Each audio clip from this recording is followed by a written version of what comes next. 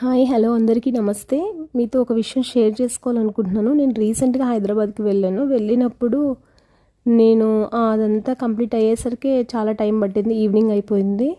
నేను వెళ్ళడానికి ముందే అనుకున్నాను పెద్దమ్మవారి టెంపుల్కి వెళ్ళాలి, ఎప్పటి నుంచో వెళ్దాం అనుకుంటున్నాను, కుదరట్లేదు, ఈసారి మిస్ కాకుండా వెళ్ళాలి అనేసి.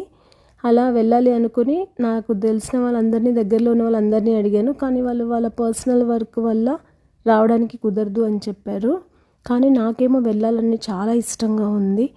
సరే ఎలా అయితే అలా అవుతుందనేసి ఆటో బుక్ చేసుకొని వెళ్ళాను. ఈవినింగ్ కాబట్టి ట్రాఫిక్ చాలా హెవీగా ఉంది. నా బస్ టైంకి నేను రీచ్ అందులో అది 25 కిలోమీటర్స్ చూపిస్తుంది నేనున్న ప్లేస్ నుంచి. కానీ అలా మొండిగా ఎలా అయితే అలా అవుతుందని అనుకున్నాను. మళ్ళీ డౌట్ వచ్చింది, ఇన్ కేస్ వెళ్ళలేనేమో అనేసి మిడిల్కి వెళ్ళేసరికి చాలా హెవీ అయిపోయింది. నాకు టైం ఏమో చాలా దగ్గరకు వచ్చేసే కొద్దీ దర్శనము ఎలా చేసుకోగలనా లేదా, లేకపోతే డ్రాప్ అయిపోదాము అనుకున్నాను. మళ్ళీ ఏమో ఇంత దూరం వచ్చాను కదా, డ్రాప్ ఎందుకు అవ్వాలి, కనీసం బయట నుంచి టెంపుల్ బయట నుంచైనా నమస్కారం చేసుకొని గుడన్నా చూసేసి వెళ్ళిపోదాము అనుకున్నాను. అలా గట్టిగా అనుకొని వెళ్ళాను. భగవంతుడి సంకల్పం వల్ల వెళ్ళాను. అక్కడికి వెళ్ళిన తర్వాత నేను ఫస్ట్ టైం వెళ్ళడం, అందులో ఒక్కదాన్నే వెళ్ళాను. వెళ్ళిన తర్వాత లేడీ సెక్యూరిటీ గార్డు ఉన్నారు. వాళ్ళని అడిగాను ఎలా వెళ్ళాలి దర్శనానికి, ఏమైనా స్పెషల్ టికెట్ ఉందా ఏంటి అనేసి.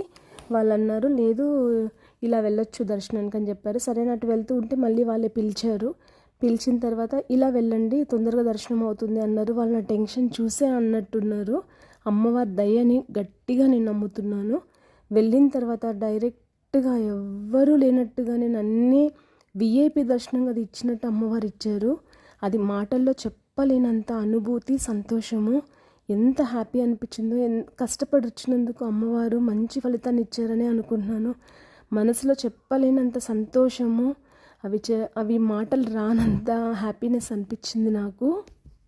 అలా అమ్మవారిని చాలా హ్యాపీగా దర్శనం చేసుకున్నాను. చాలా సంతోషం అనిపించింది.